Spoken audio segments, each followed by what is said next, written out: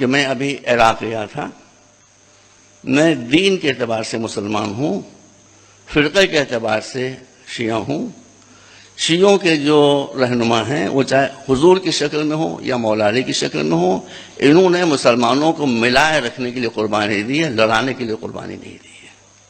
میرا بھی مسلک یہی ہے. میں بھی یہی چاہتا ہوں کہ سب مل کر رہیں. اسی پر میری پوری زندگی گزری ہے. اب میں کیا جو ہمارے مرجع تقریر جن کی میں تقریر کرتا ہوں، آیت اللہ سیستانی، آپ نے نام ضرور سنا ہوگا، بہت بڑی شخصیت ہے. ان کو جب معلوم ہوا کہ میں آیا ہوں تو انہوں نے اپنا گھر بالکل معمولی، میرا گھر بھی ان سے بہتر ہے، اپنے یہاں بلایا اور سب کو ہٹا دیا. میں سمجھ گیا کوئی خاص میسج ہے. میں نے کہا سرکار فرمائیے، بس میری تقریر ختم ہو رہی ہے. ان کا تم جا کر ہندوستان کے مسلمانوں کو اور خاص طور پر شیعوں کو میرا سندیش دے دو، میرا پیغام دے دو. شیعوں کو خاص طور پر پیغام دے دو اور عام مسلمانوں کو دے دو کہ وہ آپس میں لڑیں نہیں. ایسی باتیں نہ کریں کہ جس سے ایک دوسرے کی دل آزاری ہو. سب آ گیا اسی کے اندر. تو میں نے کہا حضور بھائی سن لیجیے گا میرے بھائیوں، لیکن ہم بھی اس لیے آپ کو بھائی کہہ رہے ہیں، بھائی سے بڑھ کر کوئی لفظ نہیں ہوتا.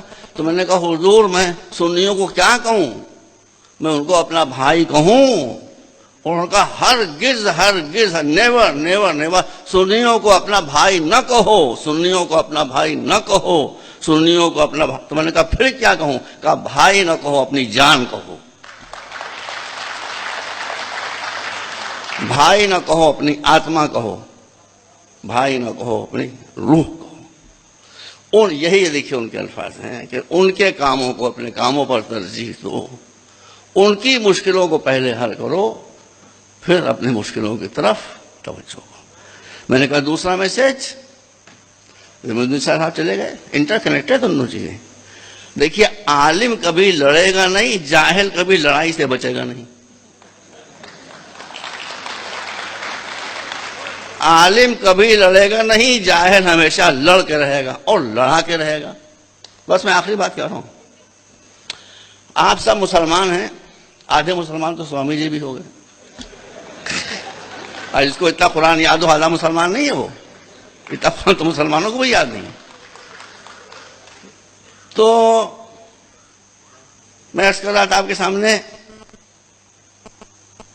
اسلام چاہتا ہے کہ سب مل کر رہیں، مگر میں نے عرض کیا کہ جاہل بغیر لڑے نہیں رہ سکتا ہے.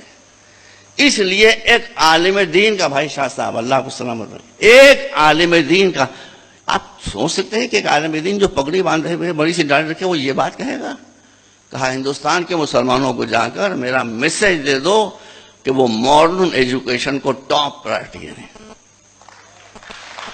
یہ ایک عالم دین کا، آپ اسے چیک کر لیجیے. انہوں نے مجھے حکم دیا کہ میں بات سننی اور شیعوں سب تک پہنچاؤں. ماڈرن ایجوکیشن کو ٹاپ پرائرٹی دیں، اس لیے کہ ایجوکیشن از پاور. جس کے پاس پاور نہیں ہوتی اس کو زمانہ نوچ کر کھسوٹ کر ختم کر دیا کرتا ہے. تو میں نے کہا دینی تعلیم حاصل نہ کریں، کہنے تم دینی تعلیم کا مطلب ہی نہیں سمجھتے ہو. سن لیجیے، مجھ سے کون ہے، میں قبول کرتا ہوں. کہا تم دینی تعلیم کا مطلب ہی تم سمجھتے ہو کہ کوئی مدرسے میں جائے گا تو دینی تعلیم حاصل کرے گا، کوئی یونیورسٹی میں آئے گا تو دنیاوی تعلیم حاصل کرے گا. یہ نہیں ہے. سبجیکٹ، کیا پیاری بات کہی، سبجیکٹ سے دین اور دنیا کا فرق نہیں کیا جاتا، نیت سے کیا جاتا ہے. کوئی بھی نالج ہو، اگر اس کے ذریعے تم ایکسپلائٹیشن کر رہے ہو لوگوں کا، چاہے وہ قرآن کی تفسیر ہو، چاہے حدیث ہو یا کچھ ہو، اگر تم اس سے لوگوں کا شوشن کر رہے ہو، ایکسپلائٹیشن کر رہے ہو، وہ دنیا ہے. سائنس ہو، ٹیکنالوجی ہو، اس سے دنیا کی مصیبتیں دور کر رہے ہو تو دین ہے، دنیا نہیں. اس لیے میں نے اپنے مرجع تقریر کا پیغام آپ تک پہنچا دیا. میری آپ حضرات سے گزارش ہے ان دونوں باتوں کو یاد رکھیے، لڑنا بند کیجیے. یہ جو ہم کہہ رہے ہیں کہ شیعہ سنی ایک ہو جائیں، سوامی جی آپ کرپا کر کے ہماری بات سنیے. ہم شیعہ سنی ایک اس لیے تھوڑی کرنے کہ آپ سے لڑیں گے. آ کے آپ سے لڑنا ہوتا تو ہم آپ کو یہاں بٹھاتے کہاں جانے، آپ سے ملنے کے لیے. لیکن طاقتور بھی جب طاقتور ہوتا ہے کسی سے ملتا ہے تو دوسرا بھی اس کو گلے سے لگاتا ہے. اس لیے فرسٹ پرائرٹی یہ ہے کہ آپ سارے مسلمانوں میں ایکتا پیدا کریں، کسی کے اگینسٹ نہیں، بلکہ فرسٹ اسٹیپ ٹوارڈز ہندو مسلم یونیورسٹی، انٹرفیتھ. اور دوسری بات یہ ہے کہ آپ سب کو آج کے زمانے میں اگر عزت حاصل کرنا ہے، سمان پراپت کرنا ہے، تو ماڈرن ایجوکیشن کو ٹاپ پرائرٹی دینا ہوگی. دیر از نو وے آؤٹ. یہ بات آپ اچھی طرح سے اپنے ذہن نشین کر لیں. والسلام علیکم ورحمۃ اللہ وبرکاتہ. 9 minutes.